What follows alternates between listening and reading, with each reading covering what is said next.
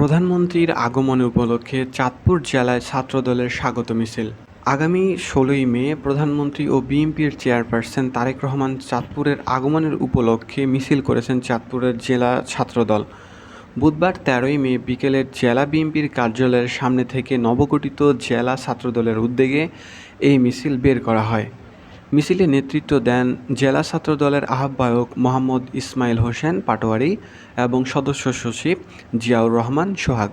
মিছিলটি জেলা বিএনপির কার্যালয় থেকে শুরু হয়ে শহরের বিভিন্ন গুরুত্বপূর্ণ সড়ক প্রদক্ষিণ শেষে পুনরায় কার্যালয়ের সামনে গিয়ে শেষ হয়। স্বাগত মিছিলে জেলা ছাত্রদলের সিনিয়র যুগ্ম আহ্বায়ক শেখ মোহাম্মদ কবির, যুগ্ম আহ্বায়ক মোহাম্মদ জুয়েল রানা তালুকদার, রাজন দাস, মোহাম্মদ আলম বাহাদুর ও মোহাম্মদ ইদ্রিস আলী মুনা, ইবনে সুলতান মাহমুদ, আল ফারুক শাহরিয়ার, মোহাম্মদ বারেক ভুইয়া, মাসুদ পাটোয়ারি ও হাবিবুর রহমান হাবিব, মোহাম্মদ শাহাদাত হোসেন প্রিন্সসহ বিভিন্ন ইউনিটের নেতাকর্মীরা অংশগ্রহণ করেন এবং তারেক রহমানকে চাঁদপুরে আসার জন্য স্বাগত জানান। তারা মনে করছেন তারেক রহমান চাঁদপুরে আসার মধ্য দিয়ে চাঁদপুর আরও উন্নতির দিকে যাবে, চাঁদপুরের যেসব বিষয়গুলো এখনও অনুন্নতির দিকে আছে সেটা অগ্রসর হবে।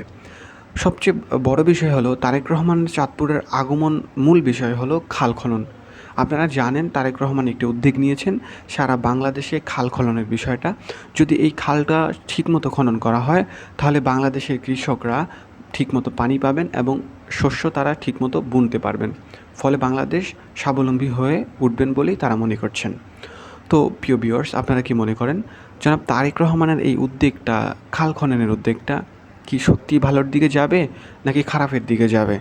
এটার প্রভাব কেমন পড়তে পারে অবশ্যই আপনি সেটা আপনার কমেন্ট বক্সে জানিয়ে দেবেন এবং যে কোনো ধরনের আপডেট পেতে আমাদের চ্যানেলটা অবশ্যই সাবস্ক্রাইব করে সাথে থাকবেন। দেখা হচ্ছে পরবর্তী কোনো ভিডিওতে। ততক্ষণ ভালো থাকবেন, সুস্থ থাকবেন। আসসালামু আলাইকুম।